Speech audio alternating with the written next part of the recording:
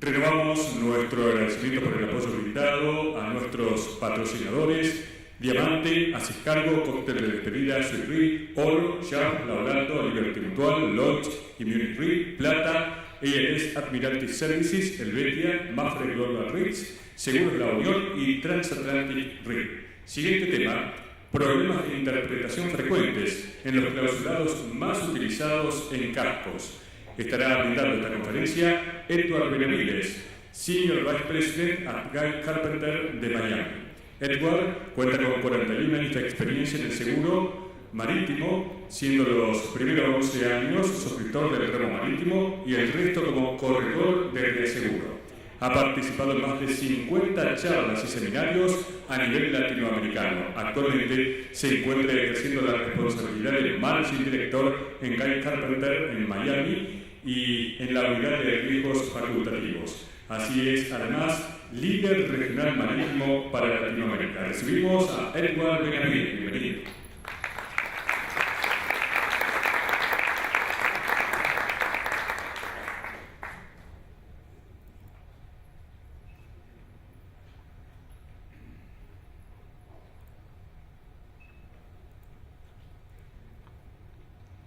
Buenas tardes.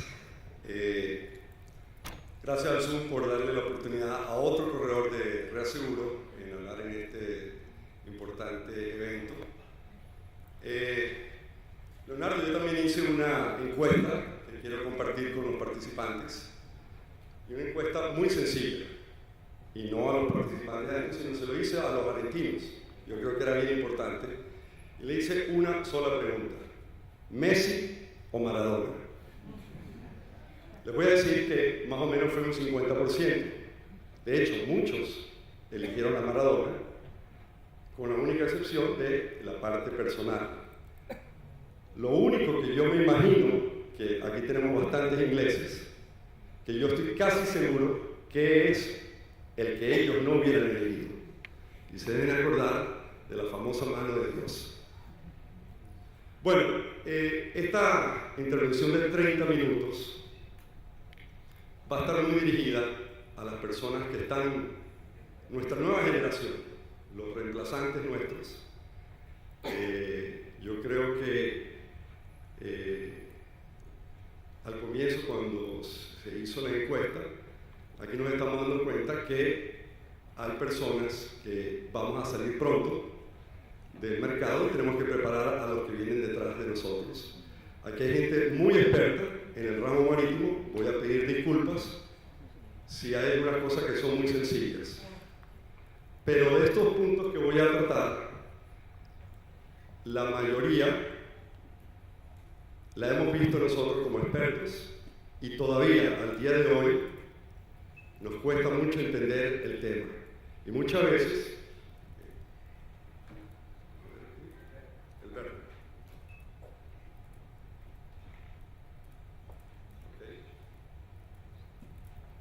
bueno, tengo 25 puntos a considerar.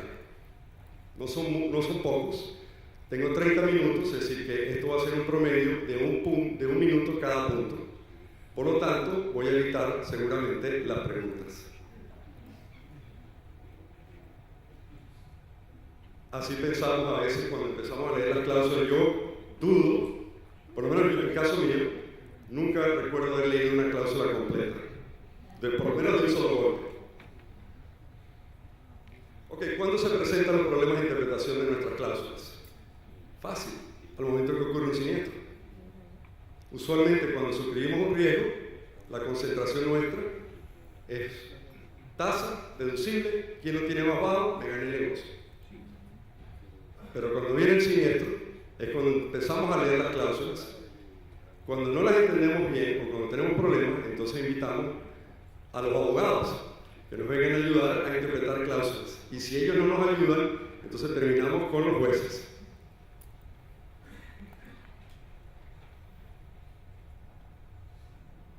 Ok, entonces el primer punto que tenemos nosotros es, bueno, conocemos nuestros textos.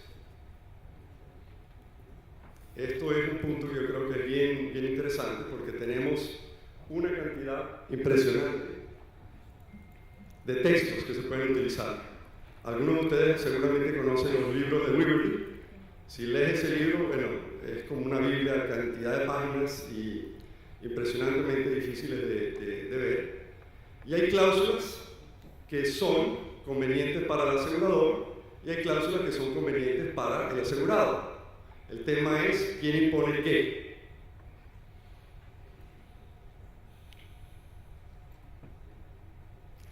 Después tenemos las cláusulas inglesas versus las cláusulas americanas. Cada una tiene su pequeño detalle.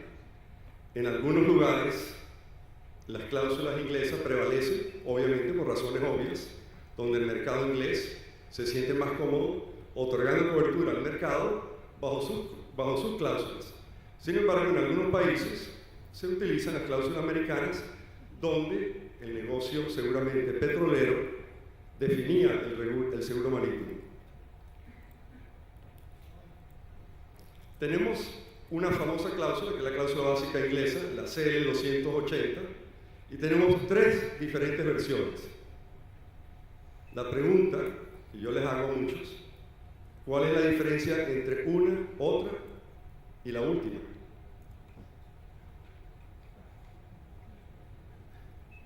Si le preguntas a un corredor de reaseguro, seguramente va a utilizar la 83.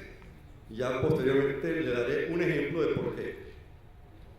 Si le preguntas a los reaseguradores, seguramente se irán por la 95.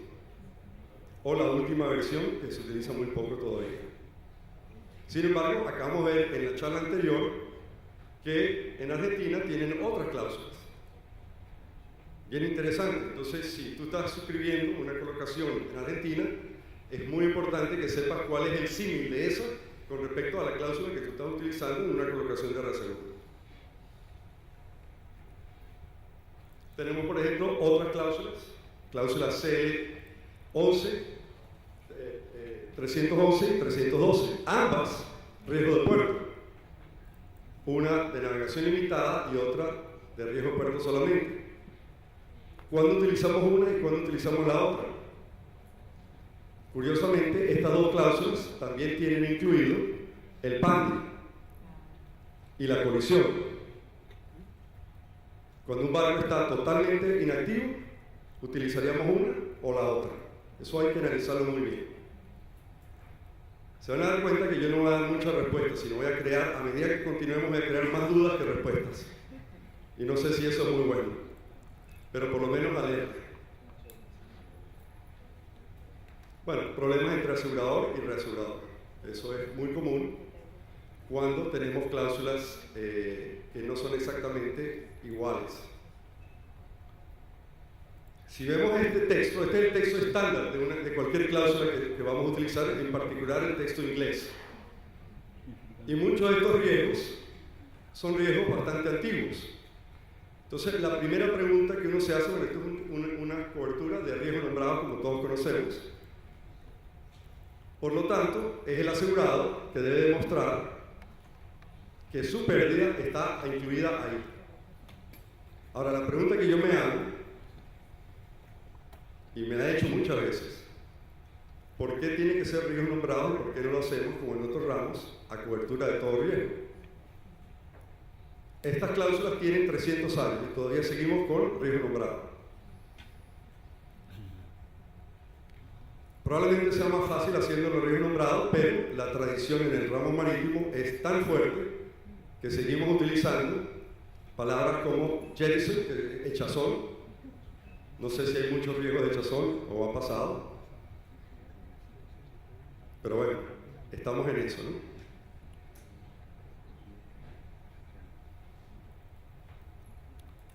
Tenemos una sección bien interesante, está marcada en rojo, y probablemente, inclusive en la intervención anterior, cuando mencionó el tema de negligencia, que ocasionaba muchos daños, quizá debía haber puesto yo esa en rojo también.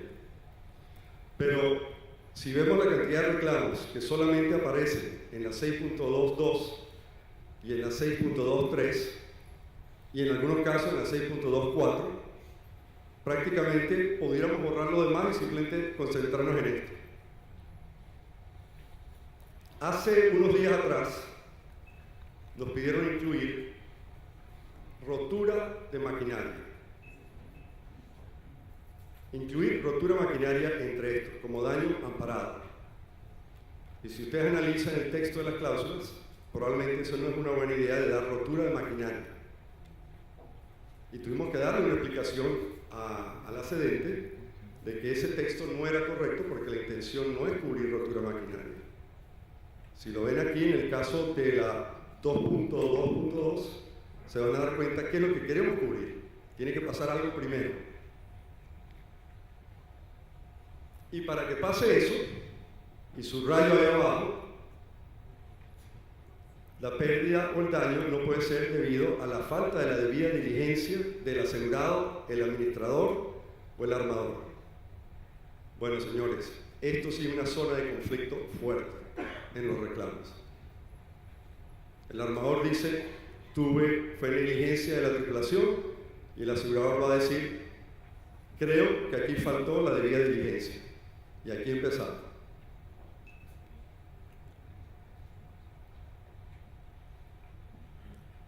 En la cláusula de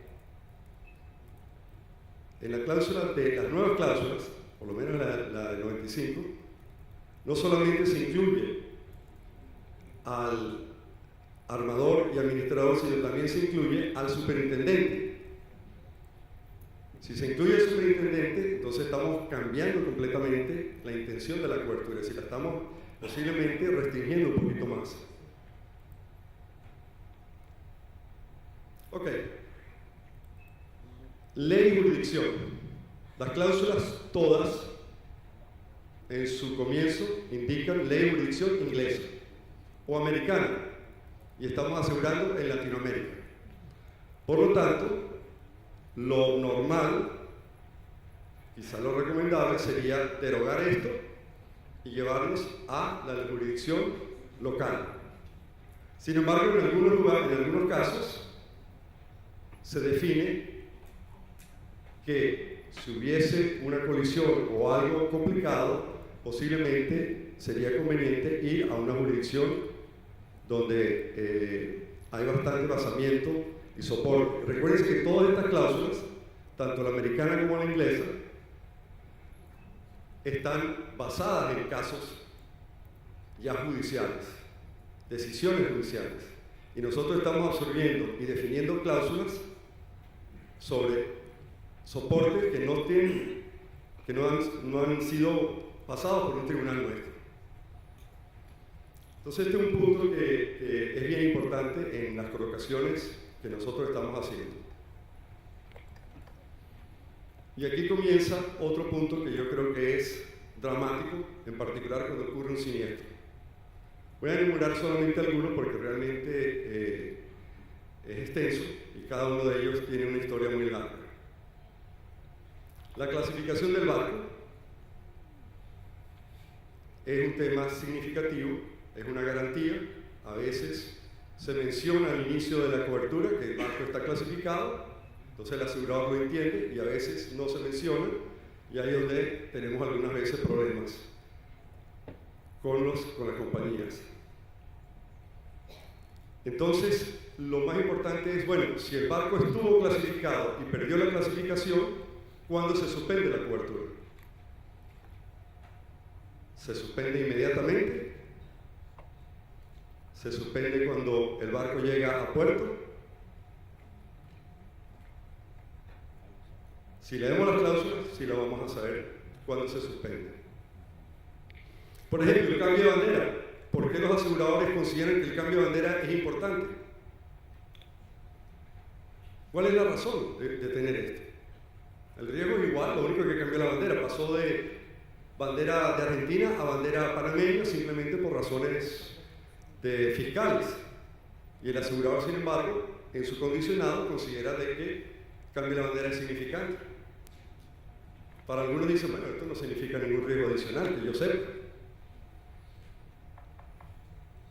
Por ejemplo, el otro punto, si muchos barcos son propiedad del armador, y a veces el armador arrienda el barco a un tercero. Inmediatamente, cuando eso pasa, las coberturas se suspenden. La pregunta que nos debemos hacer es, bueno, ¿pero por qué? ¿Por qué voy a suspender la cobertura? Pero ¿saben lo que es peor? Cuando el asegurado no le notifica a los aseguradores de que hubo un cambio de, por lo menos en el uso del barco, a otro armador, que se llama bareboat charter. Zona de navegación, yo creo que está bastante claro. Muchas veces hemos tenido reclamos donde se especifica una zona de navegación y el barco salió de la zona de navegación y después entonces el reclamo quiere ser rechazado simplemente porque estuvo fuera de la zona de navegación. Es complicado. Las inspecciones, las recomendaciones, los plazos de cumplimiento, hay que leer todo eso. Si a eso le agregamos que desde hace poco una garantía en la póliza prácticamente suspendía la cobertura. Pero ahora tenemos una nueva ley, por lo menos en Inglaterra, Marine Insurance Act de 2015, donde cambia un poquito el tema de la garantía. Dice que para que exista una suspensión de cobertura, el daño tiene que estar directamente relacionado con esa violación de la garantía. Por ejemplo, si el barco tenía vamos a decir, una clasificación y el barco cambia de clasificadora, ni siquiera es suspendida, sino la cambia. En lo anterior hubiese sido una violación de garantía, la cobertura se suspende. En la nueva sigue pasando lo mismo, pero al momento de un siniestro tiene que haber una relación directa entre el siniestro y la pérdida o el cambio de la clasificación. Eso solamente lo vamos a ver cuando estamos en un juicio.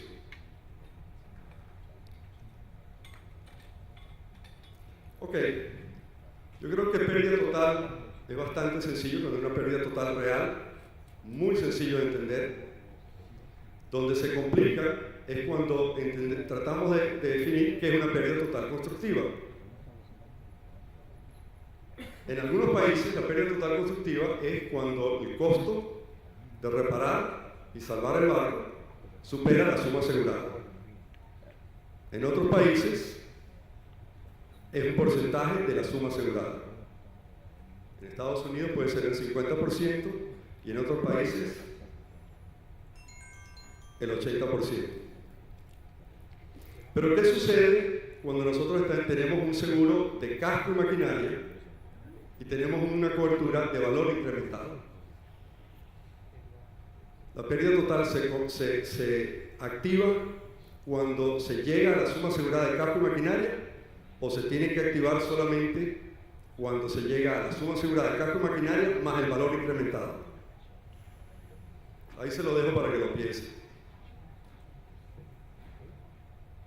¿Qué pasa con los gastos que se cubrieron antes de la pérdida total? ¿Están amparados? ¿No están amparados? ¿Lo sabemos? Si un asegurado nos pregunta eso, ¿lo podemos responder rápidamente?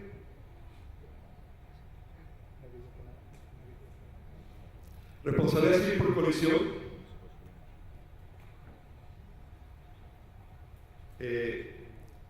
Voy a hablar un poquito de historia. Inicialmente los aseguradores no daban esta cobertura. Hubo un caso, decidieron darla, pero ellos consideraron que la única forma de dar esa cobertura era dando 3/4 de colisión. Es decir, el 75% del reclamo de daños a la otra embarcación, yo lo amparo y el 1% y el 25% o un cuarto lo dejo desamparado. Obviamente, los armadores decidieron de que eso no era una buena idea y buscaron alguna fórmula de conseguir ese cuarto. Y a raíz de ese cuarto nació el Club de Espionaje. Hoy en día es raro ver una póliza de casco que esté cubriendo los o 3/4 o 4/4. Usualmente esas coberturas pasan a los aseguradores de Pandy por muchas razones. Una de ellas es que ellos son especialistas en temas legales de colisión, mucho más que los aseguradores normales.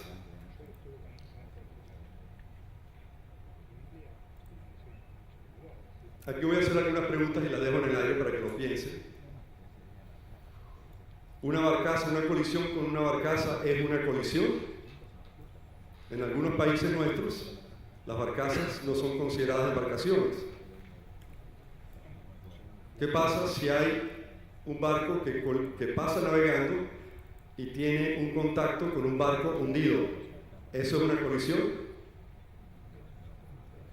¿Qué pasa, por ejemplo, cuando un barco navega y se lleva las anclas de otro barco y esas anclas del otro barco revienta parte de la embarcación? ¿Eso fue una colisión? ¿Hubo el contacto? ¿Qué pasa cuando un barco navega en un puerto y por las olas que genera, ese otro barco sufre daños contra el muelle? ¿Eso fue una colisión? Si pueden responder estas cuatro, son expertos. Y yo estoy seguro que por lo menos el 50% lo puede hacer.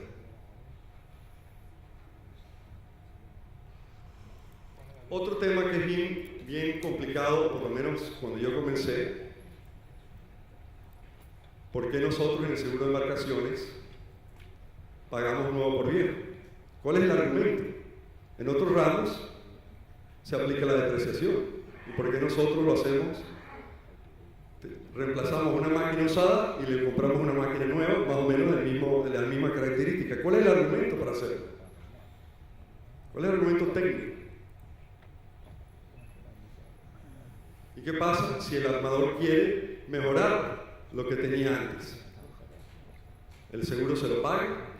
¿No se lo paga? El ramo marítimo es muy particular.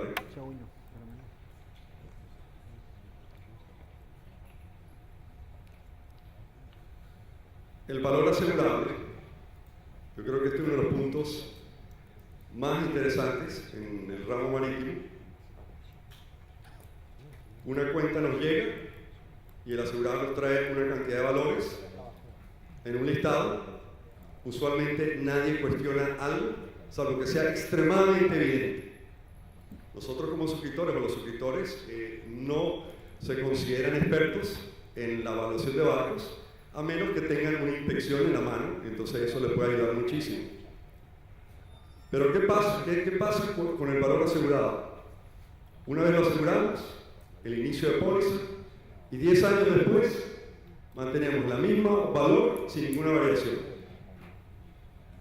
Y los barcos, el valor de los barcos cambia con el tiempo y con la situación económica del país o de la industria. Sin embargo, nosotros aseguramos bajo valor convenido. Y además tenemos el famoso valor de reemplazo, que es algunas veces hasta el doble del valor del mercado. ¿Y por qué no aseguramos entonces bajo valor de reemplazo? ¿Es conveniente? ¿No conveniente? ¿Por qué? Yo cuando comencé hace unos cuantos años atrás me hacía muchas preguntas y las respuestas no eran muy claras.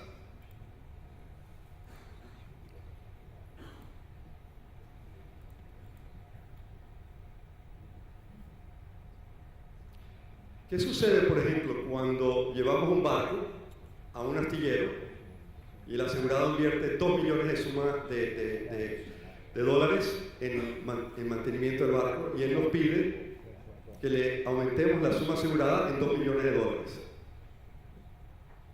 ¿Lo hacemos? ¿No lo hacemos? ¿No? ¿Solamente la mitad? Son preguntas a veces complejas.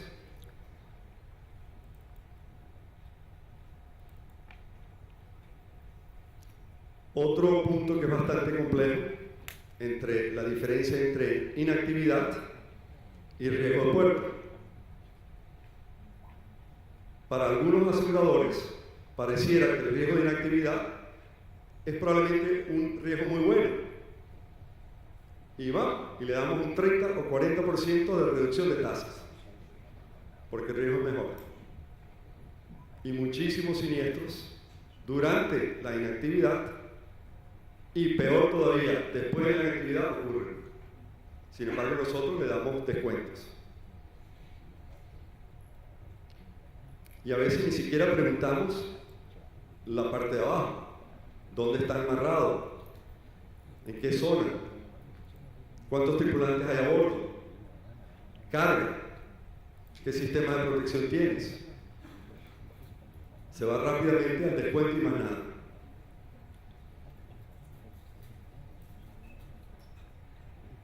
Bueno, daños a la maquinaria, probablemente 50% de nuestros reclamos, 30%. Siempre van a utilizar dos argumentos válidos para los daños a la maquinaria: la negligencia de la tripulación o el famoso defecto latente. Tú escoges. ¿Y cómo voy a pelear yo contra eso? ¿Dónde está la raya entre un tripulante inapropiado y la negligencia del capitán o del maquinista? Eduardo, ¿me permite un segundo? Acá. Como venimos bien con el tiempo, tenemos 5 minutos más del time que figura en pantalla. Excelente, voy viendo el pop ahora. Ok.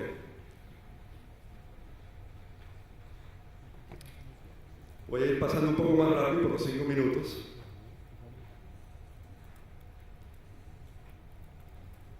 Ok, rápidamente, en las pólizas nuestras nosotros incluimos casco y maquinaria. Y todo en conexión con esta. Entonces, ¿qué está incluido en casco y maquinaria? Casco y la maquinaria, fácil. Equipos de navegación, repuestos y herramientas estarían incluidas. Equipos arrendados de terceros podríamos incluir. Combustibles, aceites, podríamos incluir. En algunos barcos, por ejemplo, barcos de pesca, el valor de combustible puede ser 200, 300, hasta $400,000. No es cualquier cosa. Partes que se han sido removidas a tierra para ser reparadas o para ser almacenadas. Objetos valiosos dentro del barco. En barcos comerciales quizá no tanto, pero en yates puede ser un tema importante. Preguntas: ¿por qué 12 meses la póliza? ¿Por qué no 18 meses o 24 meses? Y aquí puse una lista muy rápida, porque sabía que mis 30 minutos iban a terminar pronto. Y yo creo que voy a sacar solamente unos que otros que están mencionados ahí. En particular algunos que yo creo que vale la pena analizar, o por lo menos tener en mente: la siniestralidad, o la información que nosotros le suministramos a los aseguradores. Si no está totalmente correcta, ¿cuál es el efecto de eso? Les voy a decir una cosa: en los últimos 12 meses hemos cotizado como unas 30, 40 flotas. Y qué curioso, casi todas tenían siniestralidad excelente o muy poca siniestralidad.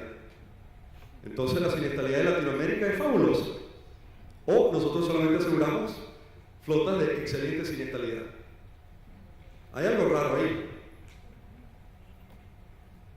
Ahora la pregunta es: si se descubre posteriormente que esa no es la siniestralidad correcta, ¿qué pasa? ¿Qué pasa en la póliza? ¿Queda sin efecto desde el inicio? ¿O vamos ahora a revisar nuevamente los términos para subir los deducibles, bajar los deducibles? Todo se puede pasar fácilmente. Pero ¿qué pasa si hay un siniestro de $3 millones y se descubre posteriormente de que la siniestralidad no era tan bonita como la habían pintado, porque obviaron un reclamo solamente, o obviaron varios reclamos? Abreviaturas altamente peligrosas. No todos entendemos lo que significan todas las abreviaturas. Y en muchos correos, y en muchas cotizaciones, y en muchas cosas, utilizamos abreviaturas.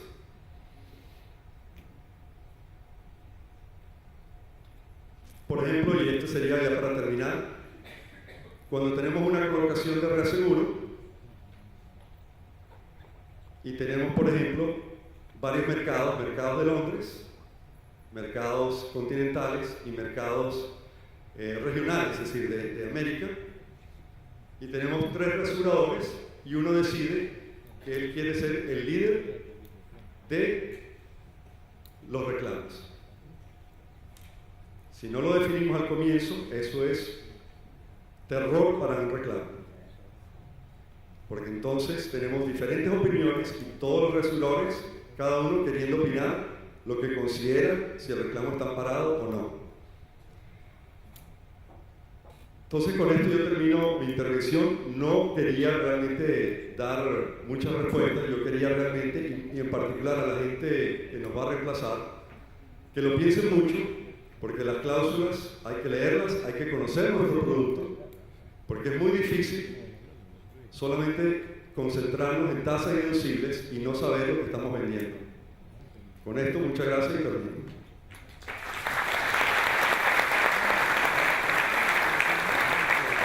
Un agradecimiento para Edward Benavides por los problemas de interpretación frecuentes en los clausulados más utilizados de cascos. Al Zoom les va a enviar a cada uno de los asistentes la presentación de Edward para que puedan revisar los puntos que no alcanzaron a desarrollarse en esta presentación.